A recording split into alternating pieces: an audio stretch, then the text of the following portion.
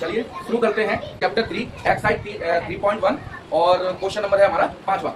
माना कि बाल की लंबाई, माना कि आयताकार बाल की लंबाई कितनी है? x है। क्या है? x है। क्या है बेटा? माना कि बाल की लंबाई कितनी है? मीटर में, तो x मीटर लिखना है। क्या लिखना है? x मीटर है। और क्या कह रहा है? और बाल की चौड़ाई, तो हम माना तो एक बार लिख लेंगे। और बाल की चौड़ाई, माना कि बाल की चौड़ाई कितनी है? 4 अधिक है। y मीटर है। 4 अधिक है तो पता नहीं कितनी है। अब अधिक में भी तो कुछ जोड़ना है। 4 अधिक है पर अधिक में जोड़ना है, तो यहाँ पर क्या है? 4 अधिक है। अर्ध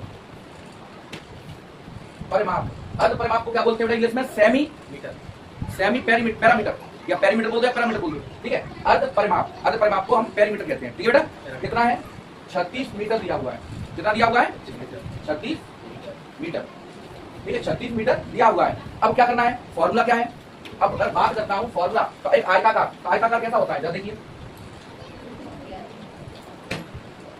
एक ऐसा भाग जिसकी दो भुजाएं एक समान, दो भुजाएं एक समान और दो भुजाएं एक समान।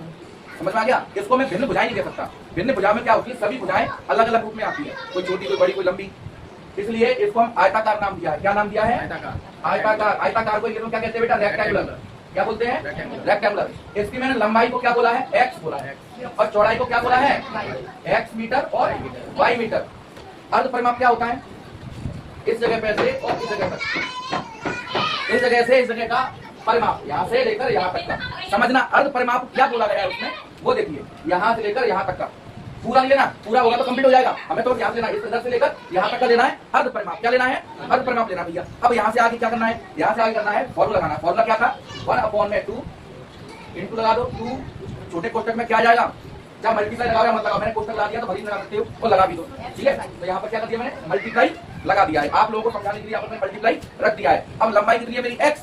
लंबाई कितनी है? x। तो क्या गया? x। और मैंने क्या बोला? इनको प्लस में रखना है। किसमें रखना है? प्लस में। तो यहाँ पर क्या आ गया? प्लस के y।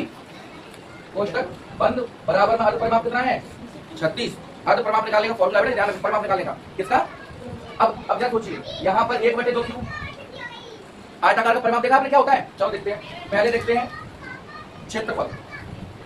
क्षेत्रफल क्या होता है? L इंटू बी, लंबाई इंटू चौड़ाई, ये इसका क्षेत्रफल निकालने का। L into b. और परिमाप क्या होता है? परिमाप क्या होता है? परिमाप क्या होता है बेटा? परिमाप को अपन क्या बोलते हैं? पैरीमीटर कहते हैं, जो मैं यहाँ लिख देता हूँ। एक भी डाउट रहना नहीं चाहिए हमारे अंदर, ठीक है। परिमाप का क्या है?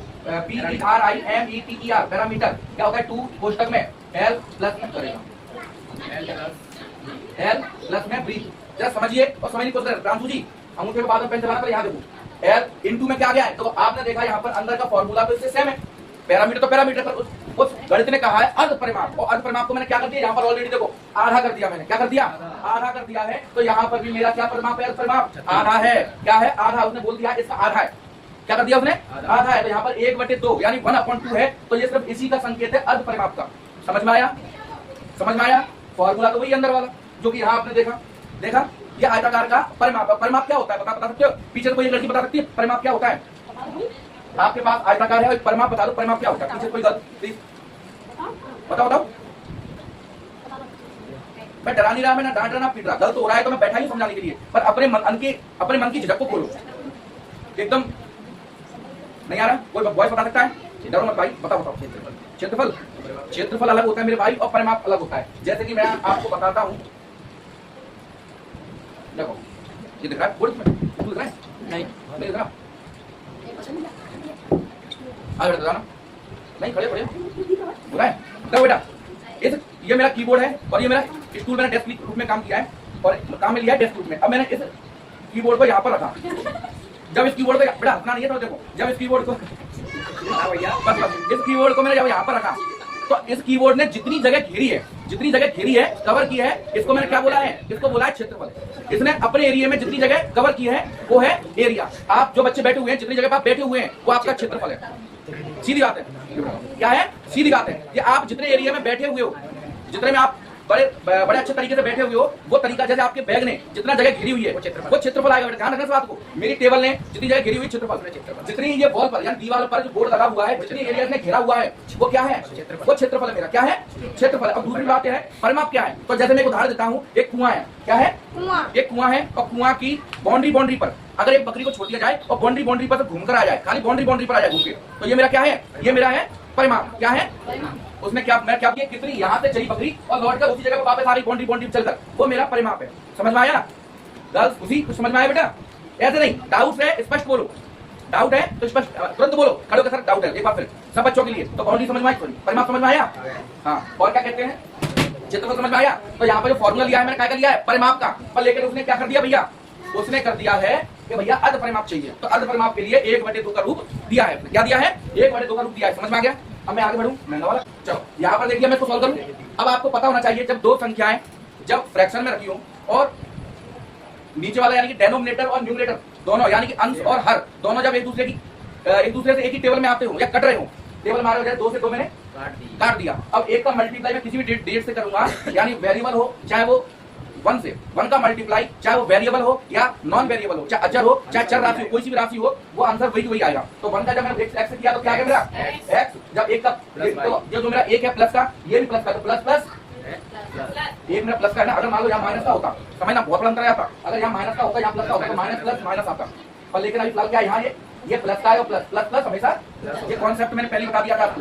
अब इसके बाद में जब 1 का मल्टीप्लाई y से किया तो y, अब 36 का, ये मेरा पहला समीकरण हो गया भैया। अब बताओ कि यहाँ पर क्या समस्या आ रही है, यहाँ तक बताओ।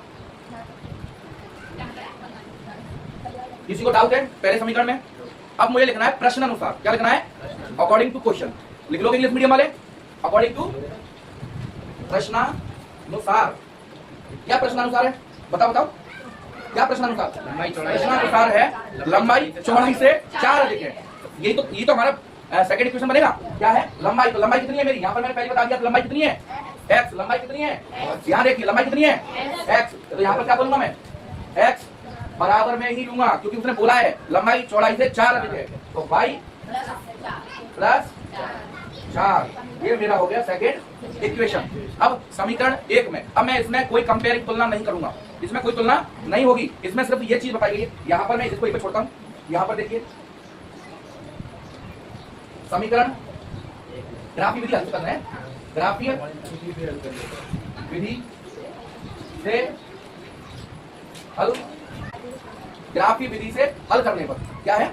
ग्राफीय विधि हल करने पर तो इक्वेशन समीकरण 1 में तो पहला समीकरण में क्या है?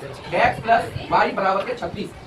यहाँ से पहला समीकरण मैंने कहाँ नोट कर दिया? यहाँ पे नोट कर दिया भैया। अब मुझे बताइए क्या समस्या आ रही है? यहाँ पर नोट कर दिया मैंने। अब मुझे क्या करना है? अब मुझे सॉल्व करना है। तो क्या करूंगा? देखो देखो अभी ये प्लस की वैल्यू है, ये इधर आ जाएगी। कहाँ जाएगी? इधर आ जाएगी। क्या करेंगे यहाँ पर?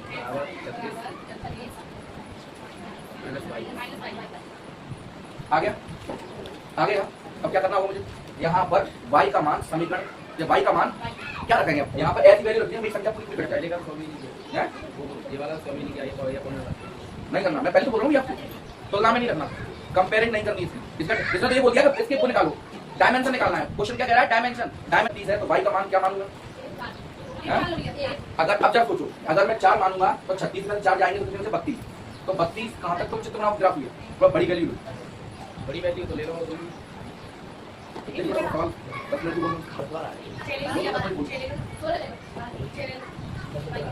अगर मैं 16 लूंगा तो भी 32 जाएगा। 26 ले लो, दोनों इक्वल लाइट करा। 26 कितनी लो बेटा? 16 लेता हूँ, 16 लेता हूँ, दोनों बराबर रहेंगे। 16 कितनी लेता हूँ? 16 रख दिया तो x बराबर 36 माइनस के कितना आ गया? 16। 36 माइनस के 16 है। अब क्या करना है मुझे? बताओ। घटाना है तो 36 में 16 ले, तुम 20। इसमें अपन कुछ चीजों को सुधार करेंगे, बताओ मैंने आपको। यहाँ पर क्या रहा है? y का मान क्या रखूंगा? 32 जाएगा, 34 20 18 कितना आएगा?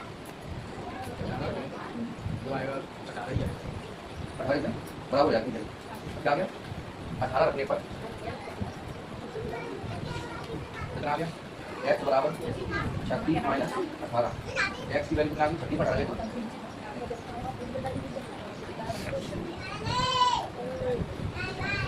y का मान कितना रखा मैंने तो y का मान कितना रखा तो 36 रख लूं 36 है 0 बचे 20 रख लेता हूं 16 तो है यार 20 रख ले 20 रख ले 20 रख ले 20 रख ले कितना है 16 x बराबर 36 माइनस 20 x की वैल्यू कितनी आ गई ये 3 बार सॉल्व हो गया। क्या हो गया 3 बार सॉल्व हो गया।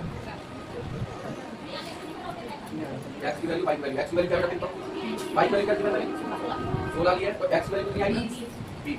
यहां पर देखो y का मान कितना निकला है y का मान कितना हमारा लिया है तो x की वैल्यू क्या आ गई 18। यहां पर y का मान कितना है 20 है तो 16 x का मान 16। तो मेरा फर्स्ट इक्वेशन कंप्लीट हो गया। अब मैं सेकंड कितना हो जाए दूंगा समीकरण 2 में इन इक्वेशन सेकंड नोट कर लो जाएगा ठीक है। तो यहां पर क्या से कंप्लीट इक्वेशन है x बराबर y प्लस में 4 तो y का मान समीकरण y का मान क्या रख ले 4 रख ले क्या x बराबर 4 प्लस में x का मान दो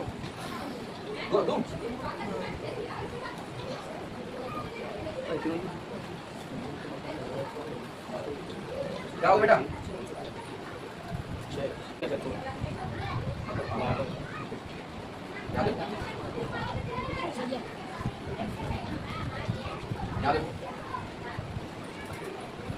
y का मान कितना 0 तो माइनस में 3 माइनस में एक प्लस में 0 दे दें 0 16 रख लेते हैं तो वहाँ पर 36 क्या बनाएंगे यहाँ पर रखते हैं 8 रखते हैं यहाँ पे 12 आएगा 8 + 4 कितना आ गया 12। यहाँ पर देखो 16 यहाँ पर क्या आ गया x बराबर 16 प्लस में 4 20 कितना आ गया। अच्छा बता y की वैल्यू कितनी बेटा पहली 4 x की वैल्यू कितनी 8 मिली। यहाँ पर y का मान कितना रखा बेटा 8 और x का मान कितना प्राप्त हुआ 16। यहाँ पर y का मान कितना रखा 20। ठीक है बेटा जब देखिएगा ग्राफ तैयार करते हैं। हाईएस्ट वैल्यू कितनी मेरी 20 है ना बेटा। बेटा देखिए हाईएस्ट वैल्यू मेरी 20 है कितनी है 20 यहाँ पर भी 20 है यहाँ पर भी 20 यहाँ पर भी 20। तो मुझे देखो x और y दोनों की वैल्यू ही मुझे 20 तक ले जानी होगी। ठीक है बेटा देखो अब देखो 20 तक है इसमें कोई ऐसी वैल्यू तो है नहीं है। इसमें 2 का वैल्यू का अपन रूट रखेंगे क्या कहेंगे 2 का तो कैसे रखेंगे पहले क्या कहेंगे 2 4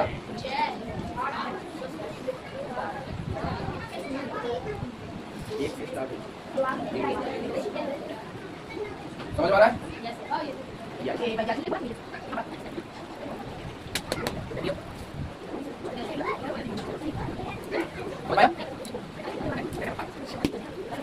बेटा में बुला दो क्या बुला दो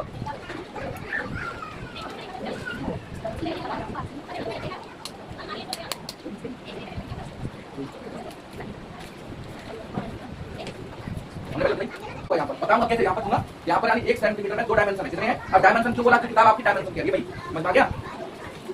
तो पहली इक्वेशन क्या कह रही है बताओ पहली इक्वेशन कह रही है x का मान कितना है 20 पॉजिटिव है तो 20 और x का मान कितना है y का मान कितना है बेटा 16। तो यहाँ से मैं लिखा पहले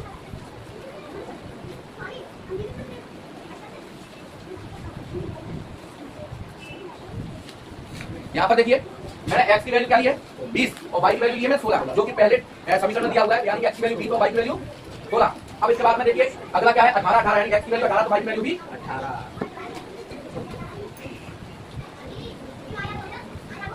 तो पहला डायमेंशन क्या है 2 पॉइंट हो गए। अब देखिए तीसरा 16 और 20 क्या कह रहा है x की वैल्यू 16 है और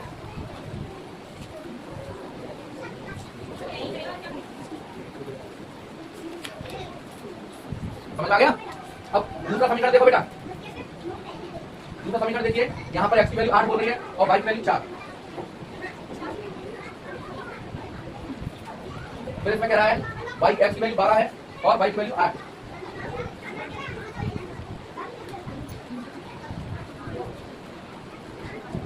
अब तीसरा देखो, y x की वैल्यू 20 है तो y की वैल्यू 16। यहीं पर है दोनों पॉइंट। इसके दो बेटा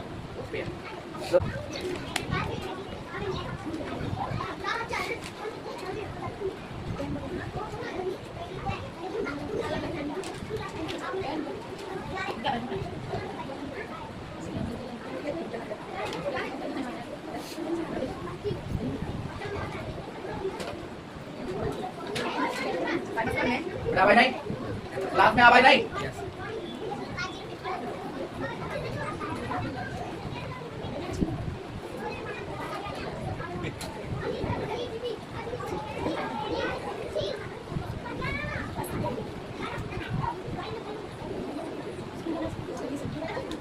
लो बेटा, यहाँ पर दोनों लाइन खींच दी मैंने, अब इसमें वैल्यू रखने की बात है। तो पहला मेरा 20 और 16 का है, क्या है 20 और 16, तो यहाँ पर लिखोगे 20, 16।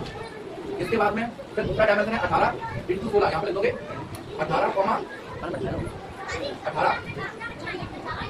इसके बाद में 16, 20।